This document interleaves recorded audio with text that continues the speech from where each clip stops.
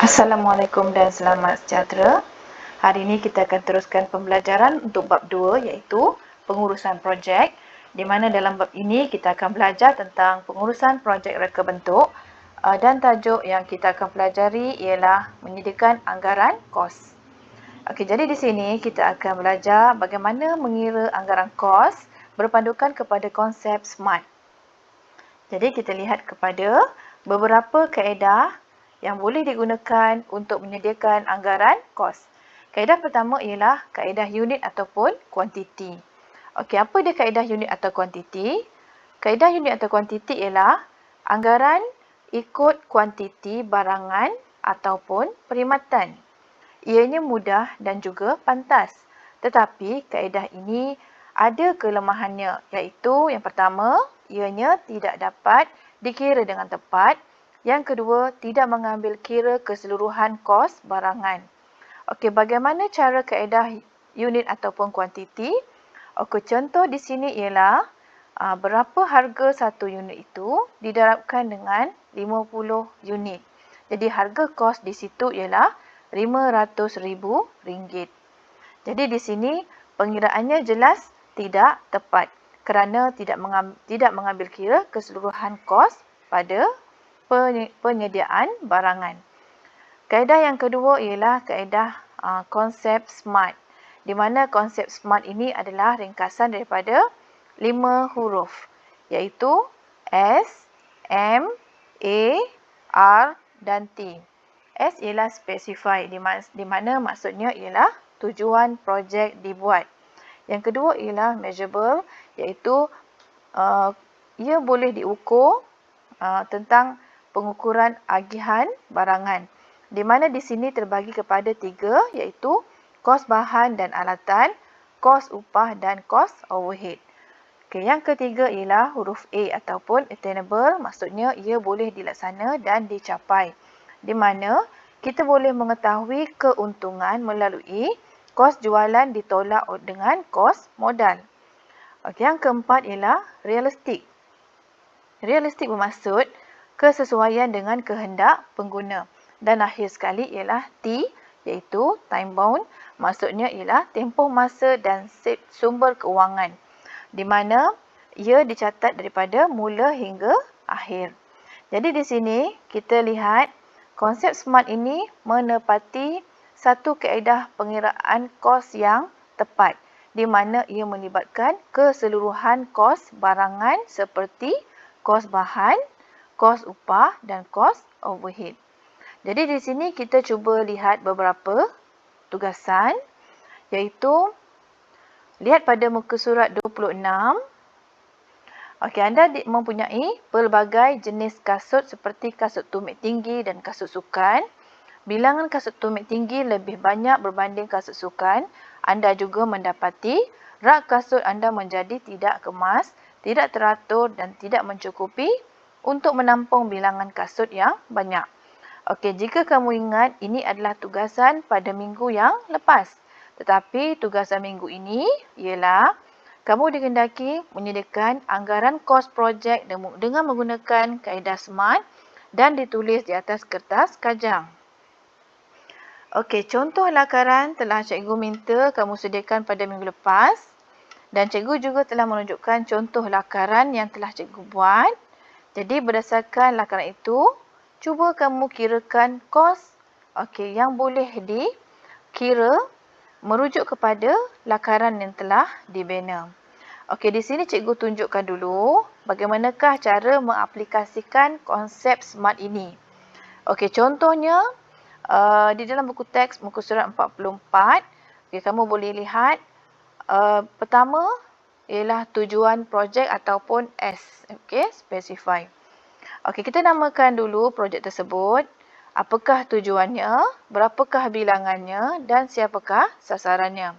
Di sini kamu perlu ubah nama produk kepada rak kasut, tujuannya untuk meletakkan kasut, bilangannya 100 unit, sasarannya ialah penduduk kawasan setempat.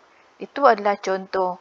Jadi kamu perlu gunakan kaedah ini sebagai panduan untuk menyediakan laporan nanti.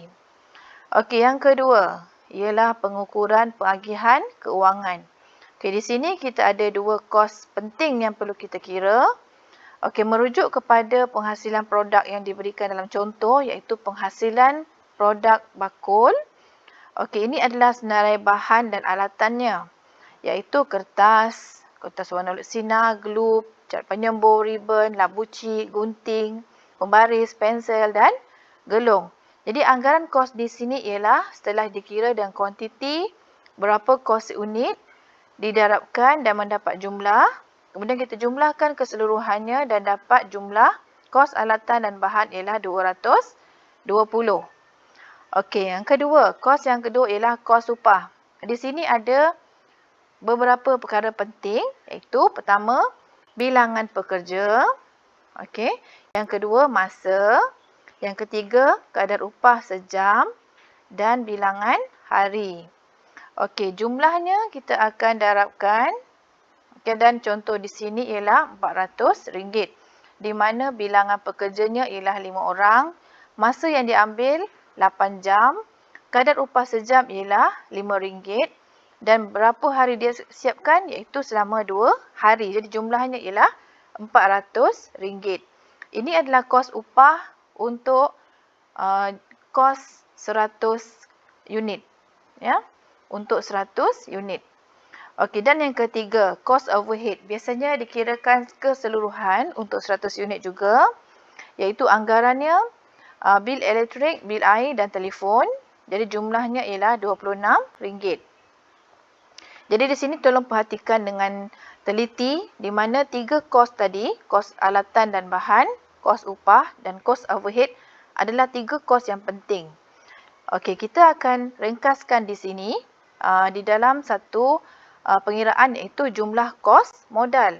Jumlah kos modal ini ialah kita jumlahkan kos bahan tadi, kos upah dan kos overhead. Jumlahkan saja ketiga-tiga kos ini dan kita akan dapat jumlahnya ialah 646.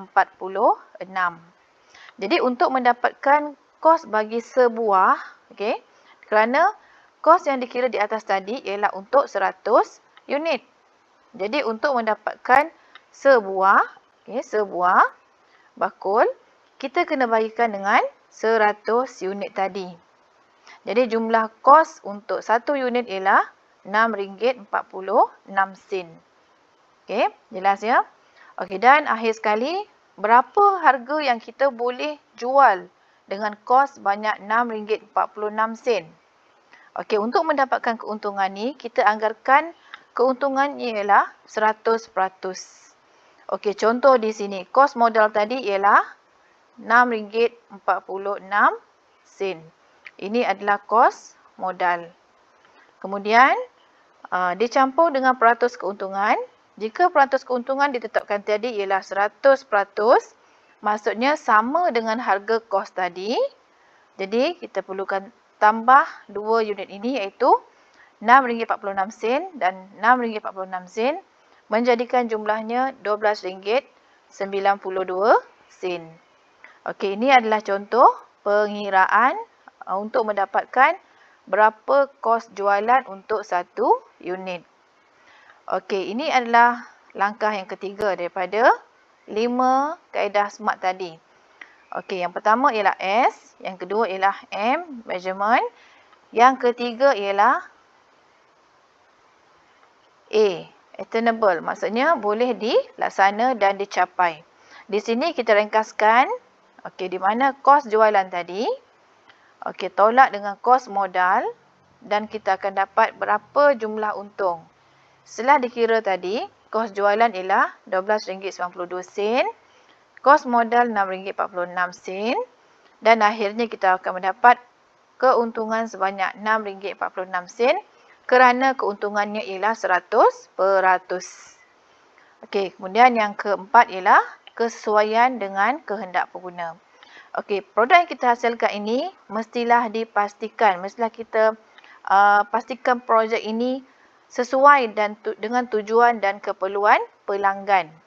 Okey, kita kena memastikan produk itu memenuhi kehendak pelanggan dan harga yang dijual tidak terlalu tinggi. Dan akhir sekali ialah T, time bound, iaitu tempoh masa dan sumber kewangan. Kita kena pastikan tempoh masa dan sumber kewangan untuk menyiapkan satu projek ini adalah tepat. Okey, di mana antara maklumat yang memberi panduan ialah tarikh mula dan tarikh akhir mestilah dipatuhi supaya tidak berlaku pembaziran masa dan juga tenaga.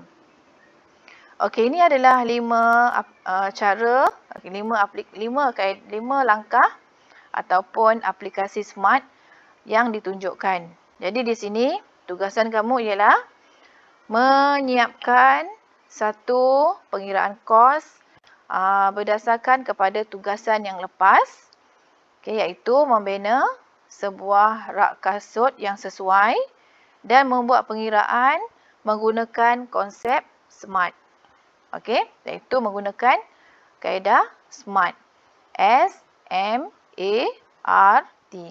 Okey, cikgu harap kamu cuba untuk menyiapkan tugasan ini dan hantar tugasan ini sebaiknya selewatnya 2 hari. Okey, sekian. Terima kasih. Semoga kita berjumpa lagi.